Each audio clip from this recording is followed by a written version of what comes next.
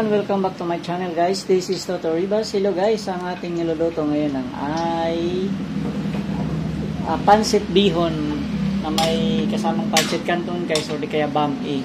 So ito guys, hindi na natin pinakita kung paano natin ang proseso niluto, pero ito yung mga ingredients siya guys. Ito yung manok, ito yung bihon, ito yung kikiam, fishball at saka squid ball.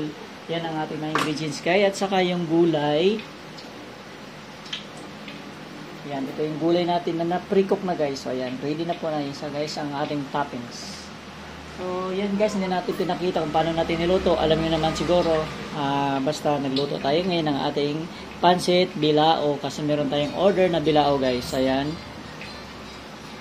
By the way guys, inuna ko pala tong bihon kasi para mas mauna siya maluto, kasi mas matagal to siyang lutuin guys sa pancit canton guys. Ang pancit canton madali na siyang lutuin. So yun guys, a few minutes guys, mga 1 minute siguro guys, ilulublog na natin tong ating pancit canton.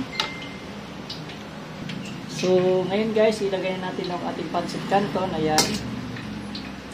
So sobrang dami yata ito guys, kasi isang batch to na isang bilao guys ang order natin guys. Actually marami na nga ito guys sa isang bilao.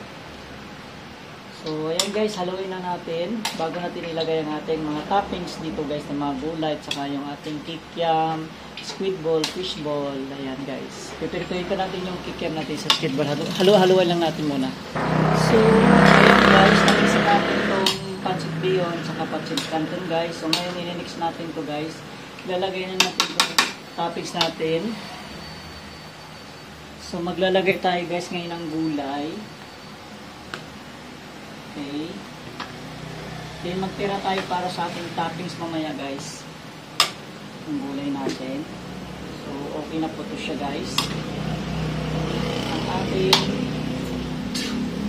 ito naman ang ating kikiam, fishball. Pinagsama-sama natin guys. So yan. So hindi lang natin maluto ito konti guys bago natin ilagay dyan sa ating pancit guys. So yummy na guys, nagkakulay na siya guys, hindi na siya maputla kanina.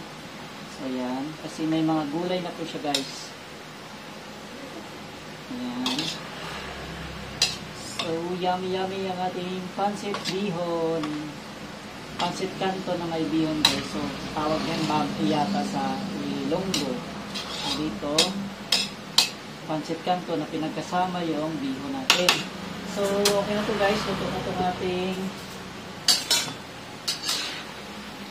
dami na ating kikiam guys. Dami ilagay natin. Yan, lagay lang natin yung guys.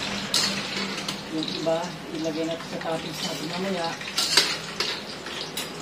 Sinid natin yan sa ating bilao.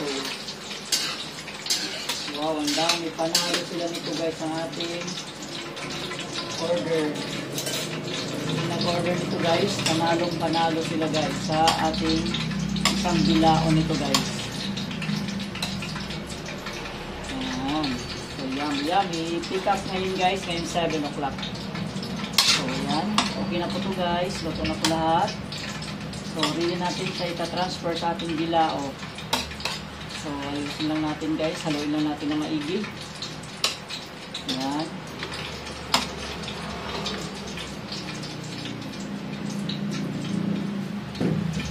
Wow, sarap.